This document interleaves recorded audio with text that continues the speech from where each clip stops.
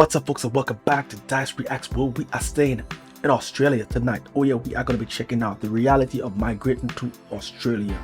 But I'm gonna check something out. We ain't gonna waste no more time. We're just gonna get right into it, folks. We're gonna get right into it. Oh yeah. I'm a bit nervous about making this video because I'm going to be talking about all the challenges that I faced as a migrant here in Australia. So if you're interested, keep watching. So if you've seen all my other videos, I regard Australia as an amazing place to migrate. I made the decision to come to Australia when I was 21 years old. I came to study. I did my bachelor degree in psychological science and human resource management. And then with my partner at the time, we got the permanent residency and Australian citizenship. That was after 4 years of having lived here. And yeah, it's been already almost over 7 years. Wow. Australia, as I said, is an amazing country. But of course, being a migrant is not easy. And not only in Australia, but I think in any other place in the world. And this is well documented on research. Actually, you have different stages as a migrant. I'm going to show you a little graph that reflects this very, very accurately.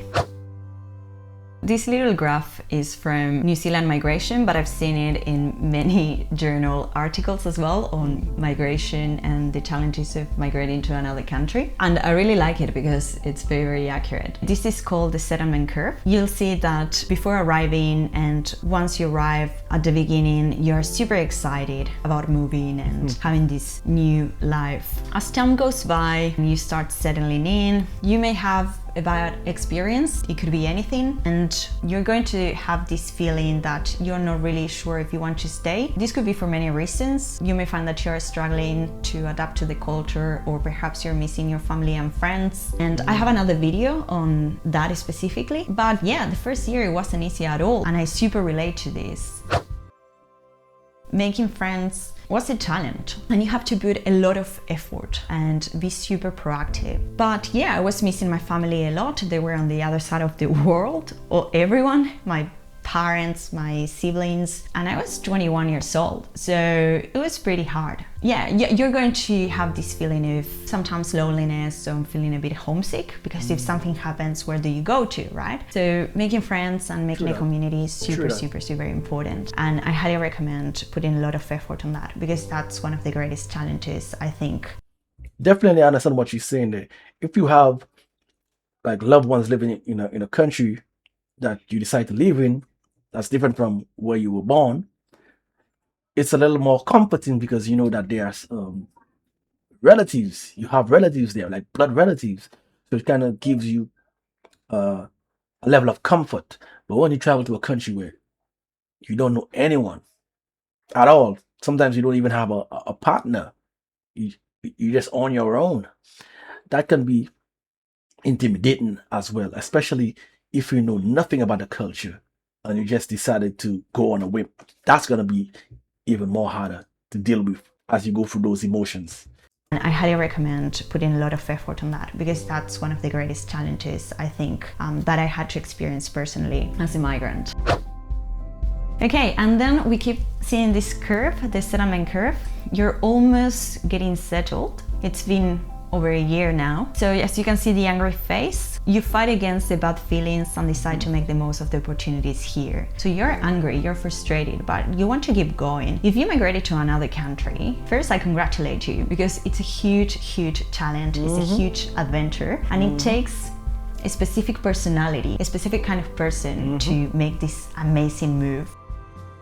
So I'm sure that you are going to keep fighting and keep going. And basically this settlement curve reflects that, right? And then yeah, as time goes by and you start building your community and you settle, then you feel more comfortable with the language, you've found a job, you have a steady income, you're going to start feeling more relaxed and you're going to start feeling this sense of belonging. So yeah, I really love this settlement curve because basically it represents that.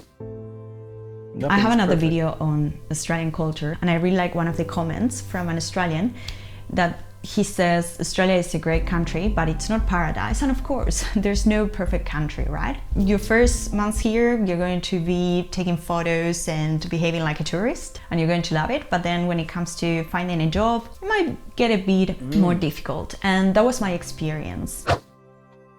There's of course a lot of hype in terms of finding a job in Australia. There are many jobs available, and yeah, it is true. They do have skills shortages and they do need migrants to grow the economy. That's a fact and very well documented. Finding any job, especially at lower skill levels, it's very easy, that's true. But getting a professional job is competitive. That requires a lot of time and effort. I studied my degree here. I had a bit of experience in human resources back then, in recruitment as well, but I basically had to start from zero. So I volunteered in human resources. So basically I was working for free, and I also volunteered for a non-for-profit, helping migrants with their English and applying for jobs. And that's why I'm making these videos, basically because it's something that I'm very, very passionate about. I did this whilst I was studying. So when I graduated, I was able to get a professional job.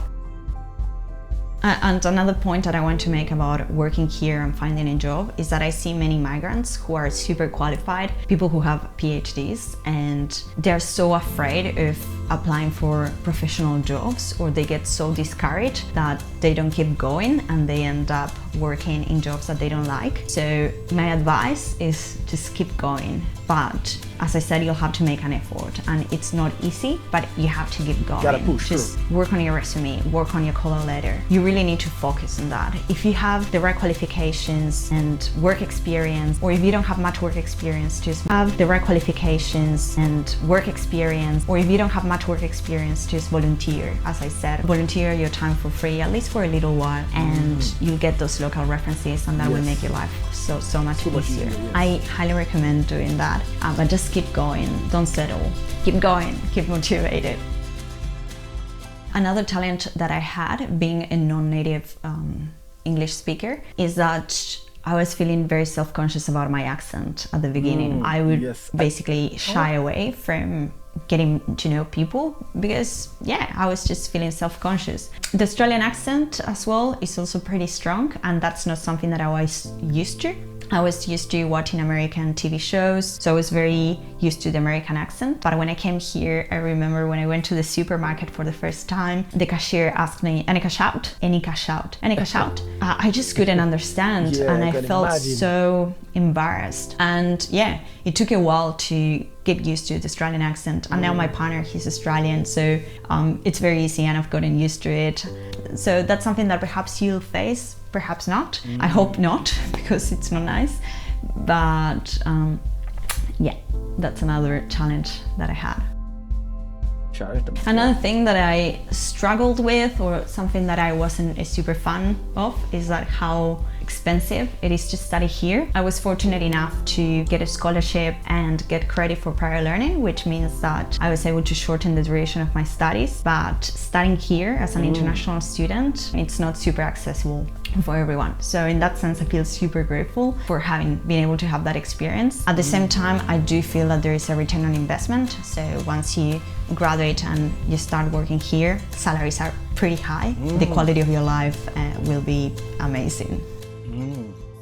And another thing that I struggled with is that this is not like in Europe, where you can just walk anywhere or take a train and be in another country. You need a car for absolutely everything here, unless you live in the city, and that's why I always lived near the city center, because I don't want to have a car. Distances are so huge. Australia is such a huge country that yeah, you do need a car. And yeah, overall Australia is a great country, and you're going to love it here. And if you're already here, let me know how you're going. I'm making this video just to let you know that it's going to move to Australia, or if you're already here and you're struggling to adapt, or if you're feeling down, or if you're feeling lonely, or if you're feeling a bit demotivated, it's completely normal. This was such a lovely video, very informative. You can see she's so passionate. She was going for some of the emotions, you know, through the video. You could tell that she really was reliving her experience and got a little emotional just by the energy in the video. And all the information she said there, so valuable, man. It's not easy to leave your country and go to another country to live and not go through the emotions that she went through. I mean, I would think that's a normal experience, especially if you as someone that have never traveled as much before, because it's all going to be new to you. Everything's going to be coming in at once. And like she said, any little bad experience you're going to have for the first time is going to overwhelm you, and you might even say, you know, why are you here? You might want to change your mind. You might feel like just going back to your country where you're comfortable with. But all these are just phases, just like anything else. Everything that you're going to do that's new, it has its phases. And I can imagine, especially if you come from a country where things are not that advanced and you go to a country where it is, you're going to be intimidated a lot, because all the different things that you have to learn. And especially if you're by yourself, you're going to be ashamed to do certain things that people expect you should know. And I can imagine how that's going to feel for someone. Australia is a lovely country, like I said. It has so many perks, man. There are so many perks that the things that don't work doesn't even matter. I mean, all the good things overrides the bad things. But again, it's still down to priorities. What are your priorities? Join my YouTube membership. I got members only videos, and also I'm gonna have some unique content there as well coming in.